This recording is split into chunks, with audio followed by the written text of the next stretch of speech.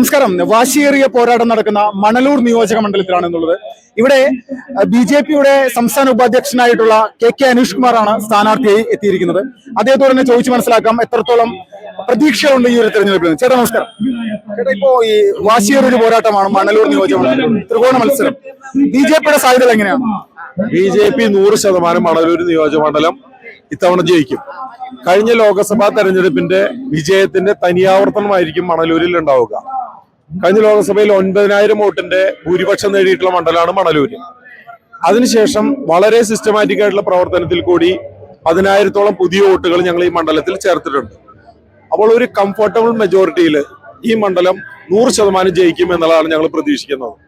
മാത്രമല്ല, ഈ മണ്ഡലത്തെ കഴിഞ്ഞ പതിറ്റാണ്ടുകളായി പ്രതിനിധീകരിച്ചിട്ടുള്ള ഇടതിനും വലതിനും എതിരായിട്ടുള്ള വലിയ ജനവികാരം ഈ മണ്ഡലത്തിലെ ജനങ്ങൾക്കിടയിലുണ്ട്. ഒരു മാറ്റം അവർ ആഗ്രഹിക്കുന്നുണ്ട്. ഈ ശക്തമായിട്ടുള്ള മത്സരത്തിൽ കൂടി രണ്ട് മുന്നണികളെ പരാജയപ്പെടുത്തി മണലൂരിൽ താമര വിരിയിക്കാൻ സാധിക്കുമെന്ന് തന്നെയാണ് ഞങ്ങൾ ഉറച്ചു പ്രതീക്ഷിക്കുന്നത്.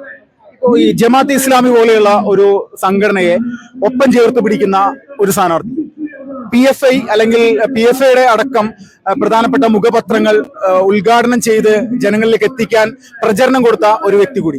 ഇങ്ങനെ ഒരാളാണ് ഇവിടെ UDF-ന്റെ സ്ഥാനാർത്ഥി, മുൻ തൃശ്ശൂരിലെ MP TN പ്രതാപൻ. അദ്ദേഹത്തെ ഇവിടുത്തെ ഭൂരിപക്ഷ ജനത ഏത് തരത്തിലായിരിക്കും അദ്ദേഹത്തിന്റെ പ്രവർത്തനത്തെ കാണുന്നത്? അല്ല, ജനകീയ വിഷയങ്ങൾ ഉയർത്തി കാണിച്ചുകൊണ്ടല്ല കേരളത്തിൽ രണ്ട് മുന്നണികൾ വോട്ട് തേടുന്നത്. ജീവൽഗന്ധിയായിട്ടുള്ള നിരവധിയായിട്ടുള്ള വിഷയങ്ങൾ കേരളത്തിലുണ്ട്. പക്ഷെ ഈ കേരളത്തെ മാറി മാറി ഭരിച്ച ഇടതിനും വലതിനും ജനങ്ങളുടെ അടിസ്ഥാന സൗകര്യ വികസനത്തെ കുറിച്ച് പറയാൻ ധൈര്യമില്ല. കാരണം ആ പ്രശ്നങ്ങൾ പരിഹരിക്കാൻ അവർക്ക് സാധിച്ചിട്ടില്ല.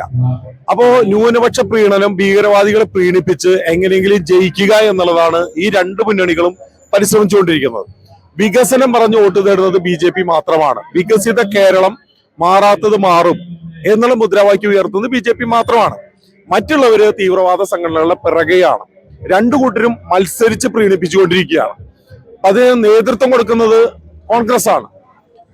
ഇന്ത്യയുടെ മോചനം ഇസ്ലാമിലൂടെ എന്ന് വിശ്വസിക്കുന്ന ഒരു സംഘടന ജമാഅത്തെ ഇസ്ലാമി, ബംഗ്ലാദേശിൽ ഹിന്ദുക്കളെ കൂട്ടക്കൊല ചെയ്യുന്ന, ക്രിസ്ത്യാനികളെ കൂട്ടക്കൊല ചെയ്യുന്ന ആ ജമാഅത്തെ ഇസ്ലാമിയുമായിട്ട് പരസ്യമായിട്ട് സഖ്യത്തിൽ ഏർപ്പെടാൻ ഒരു മടിയുമില്ലാത്ത, ഒരു നാണമില്ലാത്ത പാർട്ടിയാണ് കോൺഗ്രസ്.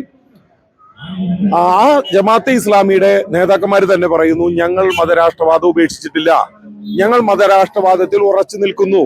അങ്ങനെ മതരാഷ്ട്രവാദം ഉന്നയിക്കുന്ന ഒരു പാർട്ടിയെ കൂട്ടുപിടിച്ചുകൊണ്ട് തെരഞ്ഞെടുപ്പിൽ ജയിക്കാൻ വേണ്ടിയിട്ടാണ് കോൺഗ്രസ് ശ്രമിച്ചുകൊണ്ടിരിക്കുന്നത്. സ്വാഭാവികമായിട്ട് ആ പാർട്ടിയെ പ്രതിദാനം ചെയ്യുന്ന ഇവിടുത്തെ സ്ഥാനാർത്ഥി സതീശനെ മറികടക്കുന്ന തരത്തിലുള്ള പ്രീണനാണ് ഇവിടെ നടത്തിക്കൊണ്ടിരിക്കുന്നത്. ഞാനൊരു സ്ഥാനാർത്ഥി എന്നുള്ള നിലയിൽ ആ കാര്യങ്ങളിലൊന്നും കൂടുതലായിട്ട് അഭിപ്രായം പറയുന്നില്ല. ജനങ്ങള്, പ്രത്യേകിച്ച് മണലൂരിലെ ആളുകൾ നല്ല ബുദ്ധിയുള്ള, വിവേകമുള്ള, രാഷ്ട്രീയത്തെ നന്നായി നോക്കി കാണുന്ന ആളുകളാണ്.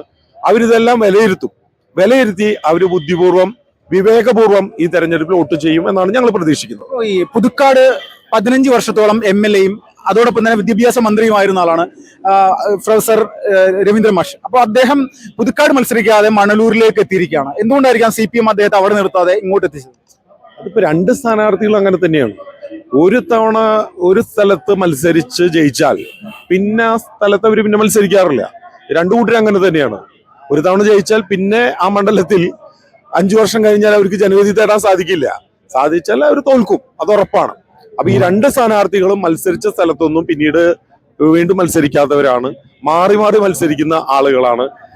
അവർക്ക് അവരുടെ പ്രവർത്തനത്തെ കുറിച്ച് വിശ്വാസമില്ലാത്തത് കൊണ്ടാണ് ഒരു മണ്ഡലത്തിൽ വീണ്ടും മത്സരിക്കാൻ സാധിക്കാത്തത്. എന്തായാലും അതെല്ലാം ഈ മണലൂരിലെ ജനങ്ങൾക്കിടയിൽ ഞങ്ങൾ ചർച്ചയാക്കാൻ വേണ്ടിയിട്ട് തീരുമാനിച്ചിട്ടുണ്ട്. അതെല്ലാം അടുത്ത 20 ദിവസം ഗൗരവമായിട്ട് ഞങ്ങൾ ചർച്ച ചെയ്യും. ജനങ്ങൾ അതെല്ലാം വിലയിരുത്തി വോട്ട് ചെയ്യും.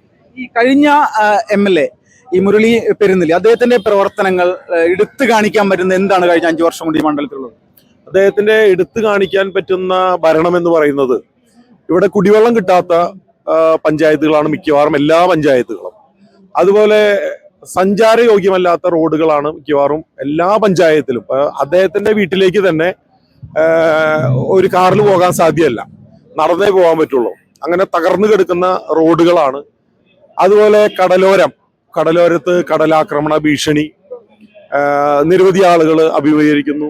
അതുപോലെ തന്നെ കായലോരത്തുള്ള ആളുകൾ അവർ ഈ പ്രശ്നങ്ങൾ അഭിമുഖീകരിക്കുന്നു.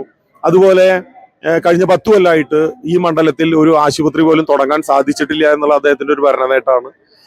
അതേപോലെ തന്നെ നല്ലൊരു വിദ്യാഭ്യാസ സ്ഥാപനം ഇക്കാലം അത്രയായിട്ടും ഒരു മെഡിക്കൽ കോളേജോ എഞ്ചിനീയറിംഗ് കോളേജോ ഈ മണലൂരില് കൊണ്ടുവരാൻ സാധിച്ചിട്ടില്ല എന്നുള്ളത് അദ്ദേഹത്തിന്റെ ഒരു ഭരണനേട്ടമാണ്. അങ്ങനെയുള്ള ഭരണനേട്ടങ്ങൾ ഒരുപാട് ഉയർത്തി കാണിക്കാനുണ്ട്.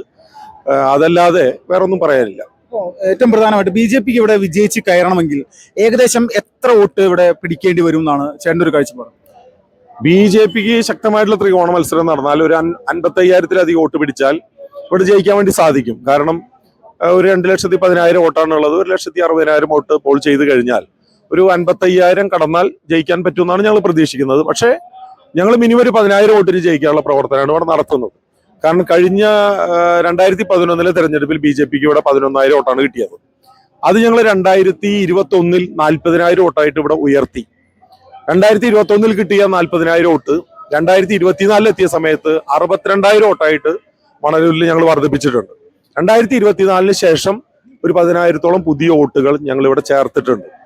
ഏത് നിലയ്ക്ക് നോക്കിയാലും നല്ല ഭൂരിപക്ഷത്തിന് മണലൂരിൽ ഇത്തവണ BJP ജയിക്കും.